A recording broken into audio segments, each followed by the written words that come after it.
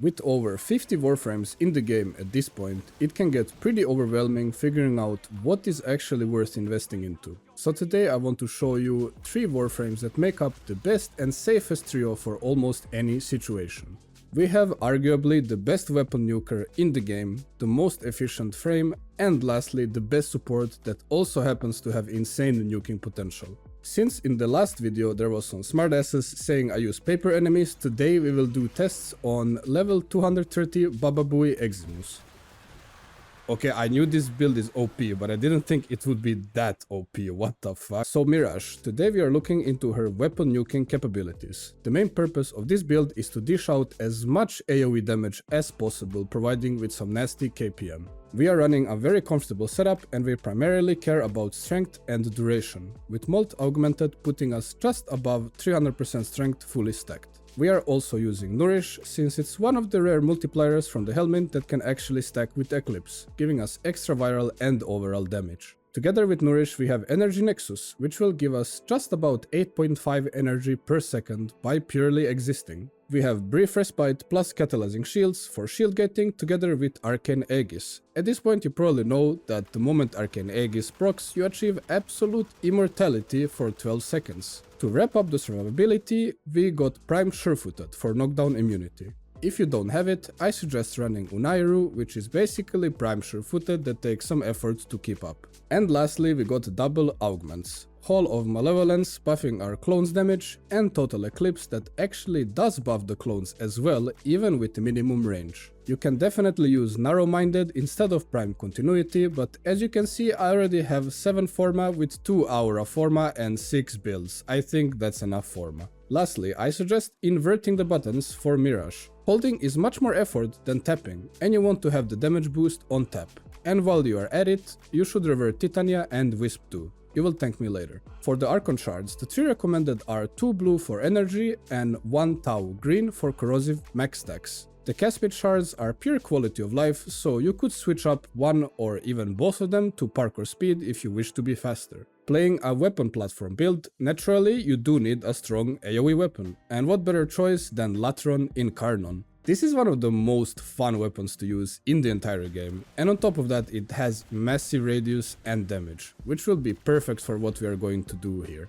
Build is very simple at first glance, but it does have a very interesting synergy. You know how semi-rifle cannonade locks your fire rate? Well, you can use this to your advantage. The Latron already has decent fire rate as base, so we don't need to add any more. Meaning that if we slot critical delay, we actually get the full crit chance boost and actually gain fire rate, since the negative just doesn't work. And on top of that, we get extra punch through, which is really sick on the Latron. We build for corrosive and heat, considering we already have 1 tau green shard for corrosive max stacks and Nourish on our frame. And of course Prime Firestorm for even more radius. I do run Rivens on just about everything that has over 3 circles of Riven disposition, and this is pretty much a god roll if it had a negative, but nonetheless the amount of damage this build does really doesn't require a Riven. You can just slot Termite rounds and call it a day. You might think that running Nourish on a heat build with 300% strength is not great. Well, actually yes, but considering that Mirage clones also apply status effects and you get extra 200%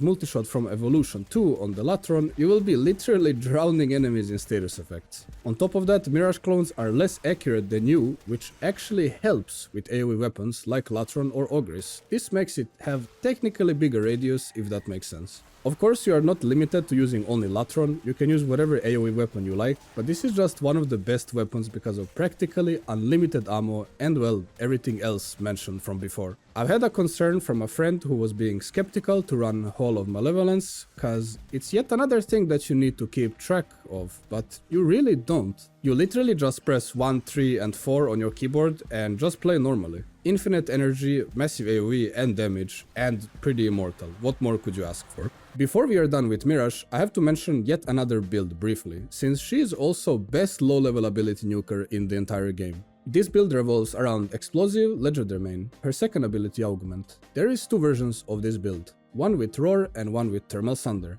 These two are very similar, but the only difference is that you want a bit bigger duration on the Roar build since, well, you don't want Roar to run out every 2 seconds. On the Roar version, you want to initially clear enemies with your Fort ability and then just keep spamming 2 rest of the mission. The enemies will get exploded the moment they spawn. And the Thunder version does a bit less damage, but it's better if you are playing on questionable tile sets that have a lot of walls which break the line of sight of your orb. This build can be used on Elite Sanctuary Onslaught or any low level defense like a Fissure for example.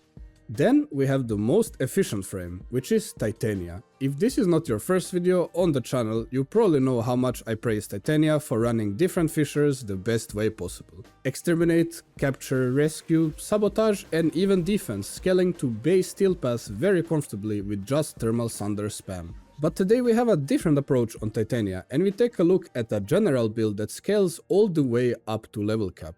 For this we will utilize Titania's Exalted weapon, Dexpixia.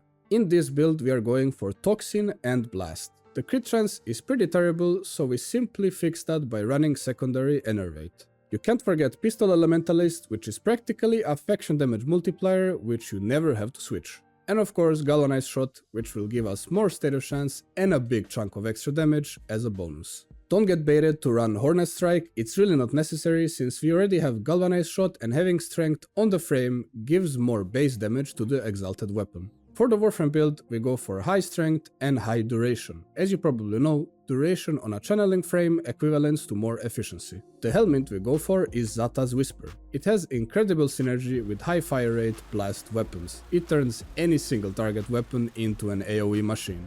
Razorwing Blitz gives us massive fire rate and movement speed. With this you honestly don't even need to press shift on the keyboard or you might just bang your head into every wall in the mission. Precision Intensify, since we don't care about strength on any other ability but our fort. If you feel like you're going way too fast though, feel free to switch this out for Umbral Intensify or an efficiency mod. Since we are going for continuity anyway, we'll go for Archon Continuity, giving us corrosive status effect on top of the extra Toxin dot, which will add yet another status for our Galvanized Shot. Lastly we got Arcane Pistolier. This pretty much breaks the whole build because with all the buffs you start shooting 1 million bullets per second and with Pistolier you will have 0 downtime while recharging your mag, so long as you get a headshot kill once every 12 seconds. My Archon shards are purely made for the Thermal Thunder build, but the Exalted build has no required shards, so you can run whatever you like.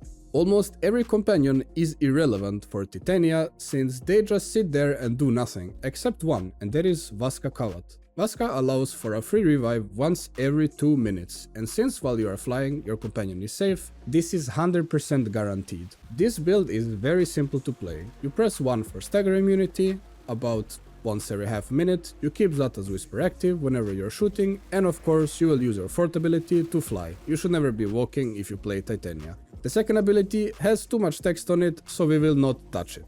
Ever. With Primed Flow and Preparation, you are set from the get-go, and with Equilibrium, you never have to worry about running out of energy. While you are in the flying mode, there will be 6 drones that take fire for you, and they do this really well actually. But we do need at least one more layer of survivability just in case, which will be Brief Respite and Catalyzing Shields. Your shields will sometimes break and all you need to do is press 1 or 3 to gain it back. The damage of this build is absolutely massive. You can shred just about any enemy in the entire game, regardless of their level, while also being the fastest bozo on the planet.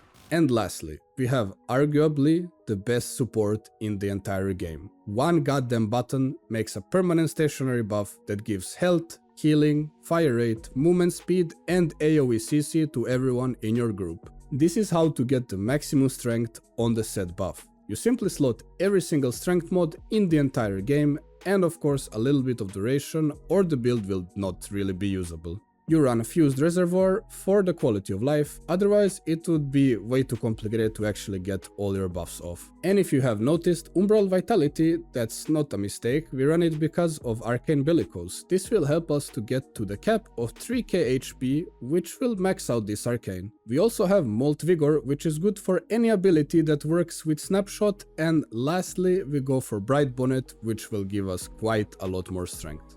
Why be done there? 5 red Tau strength Archon shards. Now to actually get the full buff, it is a bit complicated. You would want to use an operator ability and pick up an energy orb every time before you cast, and you should cast your first and fourth ability 2 times each. But I know a lot of people are way too lazy for that, so let's make it easier. Pre-buff your double sling with Madurai, press 4, press 1, then press 4 again. Use any operator skill for Mote Vigor, pick up an energy orb for energy conversion, shoot an enemy, and finally press 1 for the last time. This buff will stay on the ground for the remainder of the mission. And also a funny thing is, even if you are doing a mobile mission, as long as you reapply the buff before it fully runs out, you will always keep the strongest version of the buff. So it's not actually that painful to keep up. And of course, if you are a psychopath, you can use a Nidus Spectre, wait for the link and do the pre-buff, which will make it even better, but honestly I don't recommend wasting Spectres like this most of the time unless you are doing something important like Archimedia or RB.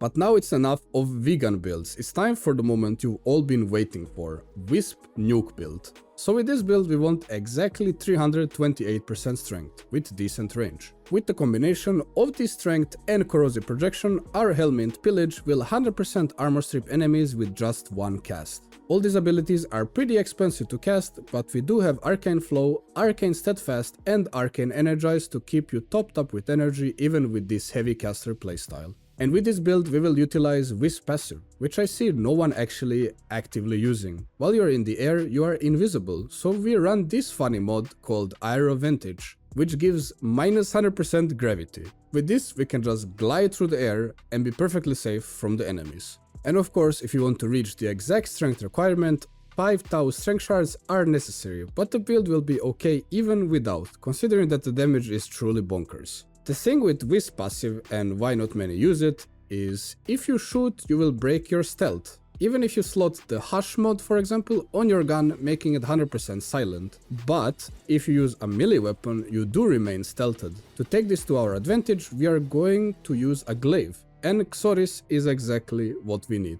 We have a pretty typical electric build. We don't need to worry about low status chance considering that Xoris has forced electric proc, which will destroy everything in our way together with melee influence. For the damage test, once again we will use 20 Baba Booey Eximus. Pre-buff yourself with 1, press 3 and 4 and 1 heavy attack with the glaive.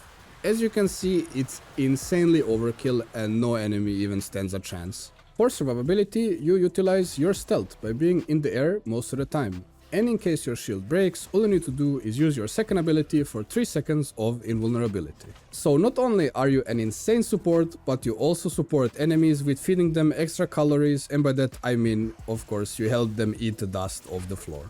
That's gonna be all for today. I hope you enjoyed and learned something new. If you want to see more, be sure to leave a like and/or subscribe. If you wish to see something specific in the future, comment it down below, and if the idea is good, I will consider it. I will catch you in the next one.